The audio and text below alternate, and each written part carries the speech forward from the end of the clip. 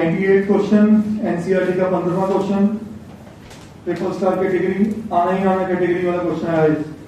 A straight highway leads to the foot of the tower. पहली बात line से समझो। हाँ जी, एक टावर है और एक हाईवे है।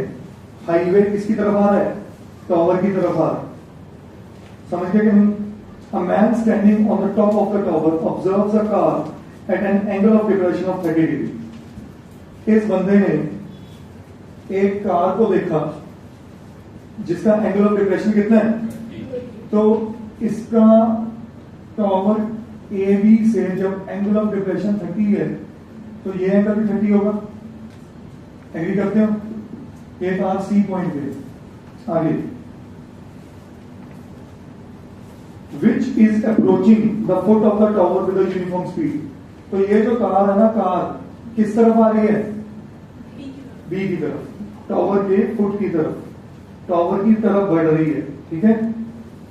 6 सेकेंड्स लेटर, 6 सेकेंड बाद कार इधर होगी कि इधर होगी? इस तरफ होगी। तो कार 6 सेकेंड्स के बाद सपोज यहां पहुंच चुकी है डी पॉइंट पे। After 6 seconds the angle of depression of the car is found to be 60। तो ये एंगल ऑफ डिप्रेशन कितना बन गया? तो ये भी कितना बन गया? सही है। पर एजेंडा क्या है? Why this question is so important. आगे हमें ये जो सीडी था ये दिया होता था क्या? Distance, length. अभी क्या दिया? टाइम। तो प्लीज इस 6 को एज अ 6 लेंथ यूज नहीं कर सकते। तो ये जो है टाइम टेकन है 6 seconds to cover the distance CD. ये क्या है? Time taken to cover the distance CD. ठीक है। Find the time taken by the car to reach the foot of the tower from this point. तो इस point से यहां का टाइम कितना लगेगा? ये क्वेश्चन मार्क है। पूछा भी टाइम क्या है। Why this question is so important? Because many students take 6 as length and they got this question wrong completely। कुछ भी नहीं पता, हाइट भी नहीं पता टावर की, नहीं पता ना, तो समझते हैं इस क्वेश्चन को कैसे करना है। Utmost important question. हम हर बार की तरह टावर को क्या ले लें? एच ले लें। टावर की हाइट को क्या ले लें? एच ले लें। यस और no?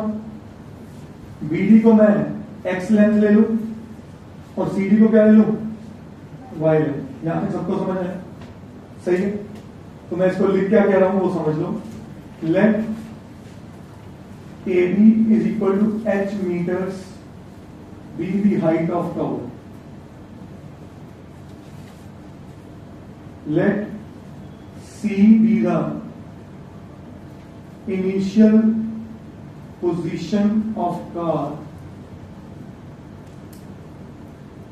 and let point D be the final position of car after 6 seconds। जो बताया हमने अपनी भाषा में लिख दिया, इसमें कोई दिक्कत तो नहीं। अब बड़े ध्यान से गेम को समझना। In right triangle ABD H upon X is equal to tan of, so H upon X is equal to, so H is equal to, एक ही बात है। आप √3x बोल दो या x √3 बोल दो। In right triangle ABC H upon X plus Y is equal to tan of 60। 45 कहां से आया? सॉरी 30। तो h upon x plus y is equal to 1 upon √3। तो यहां से h क्या आ गया? x plus y upon, तो मेरी इक्वेशन 1 और इक्वेशन 2 दोनों किसके बराबर है? h के। सो फ्रॉम 1 and 2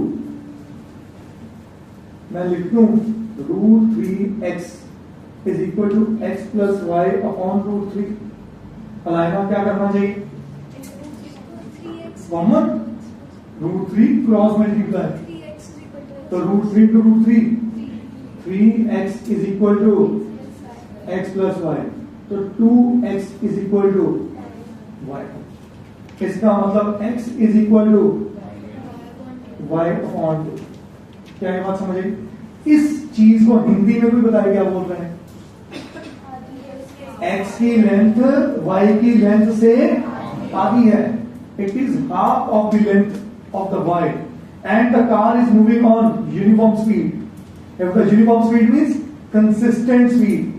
अगर मेरे को लुधियाना से चंडीगढ़ 100 किलोमीटर जाने में 2 घंटे लग रहे हैं, तो लुधियाना से 200 किलोमीटर वाली पोजीशन पे यूनिफॉर्म स्पीड पे कितने घंटे लगेंगे? 4। और 50 किलोमीटर वाली जगह पे 1 घंटा। अगर इस डिस्टेंस को कवर करने के लिए 6 सेकंड लग रहे हैं, तो उसके आधे डिस्टेंस को कवर करने के लिए 3 second. This method is called unitary method. ठीक है, तो हमको लिखना कैसे है? At uniform speed to cover distance y, it takes 6 seconds. At uniform speed, मैं स्पीड लिखना भूल गया और to cover distance x which is y upon 2. x किसके बराबर है? y upon 2. It will take 6/2 which is 3 seconds and that's my answer. समझ आ गया सबको? श्योर करिए।